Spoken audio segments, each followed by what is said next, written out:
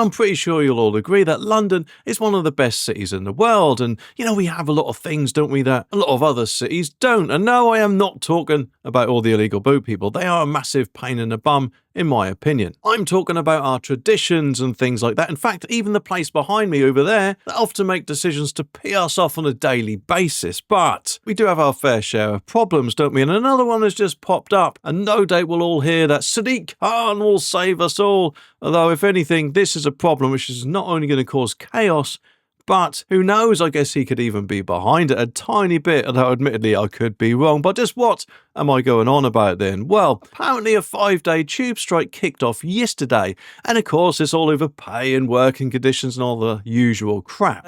Sunday you did get a little bit of service up until 6 p.m, but of course come today, through Thursday, forget about it. There'll be little or no service at all. And the RMT union wants everyone to work just 32 hours a week instead of the usual 35, I think it is. But they want more pay for doing just that, it seems. Which is, I don't know about you, but I think it's absolutely outrageous. I mean, they're on, 65, 70 grand a year or something like that? But no, that's not enough for them, it seems. And apparently that's not all they want, because this article here says that the TfL strikers want 75% privilege discounts on all rail travel, which I don't know about you, but yes, okay, people do get occasional privileges during a job, but I think that is one privilege too far. I mean, for instance, if you worked in a cinema, you wouldn't expect free cinema tickets everywhere in the country, would you? It's just absolutely outrageous. But at the minute, apparently the Elizabeth line and Overground are still running, but I've got a feeling they just won't stop at tube stations. Transport for London, the TfL, is offering a 3.4% pay rise, which, judging by the amount they're probably on, would actually be quite a bit. But no, they'll more than likely won't be satisfied with that. But to be honest, it just makes me wonder what Sadiq Khan would actually do about all this, because it will cause chaos, quite a lot of people going to and from jobs or whatever.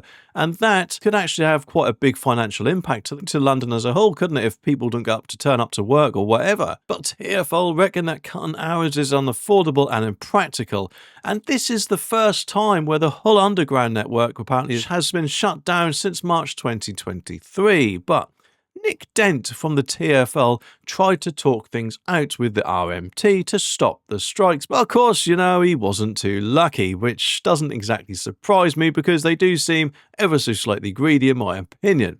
We have met 4 times in the past 2 weeks and would welcome further talks, he says, and just when you might have thought that things, well, they can't exactly get much worse, there's another mess on the Docklands Light Railway, the DLR, with no service on Tuesday and Thursday. And TfL is urging folks to use alternative transport like rail replacement services or buses. But, they're going to be packed, aren't they? But I don't know about you, but I personally think this would give everyone a brilliant opportunity to actually, perhaps, stick 2 fingers up at Transport for London and maybe yourself a car. Although, admittedly, I'm guessing Sadiq Khan would like that even more. With the amount of fees he'd more than likely slap on you for appearing to dare to drive through London, which is another problem in itself, isn't it? But anyway, the RMT's General Secretary, Eddie Dempsey, called out the strikes last month, saying that their members are working their tails off for London, but fatigue and crazy shifts apparently taking a toll. Well,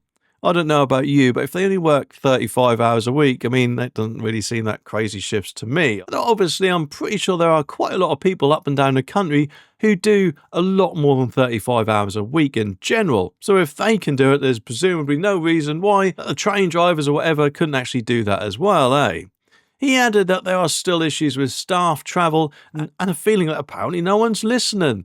The RMT is determined to keep chatting with you management to try and sort things out. But I don't know about you, but I personally think all this is just absolutely ridiculous. And the more that people cave into these strikes, the more they're going to want, aren't they?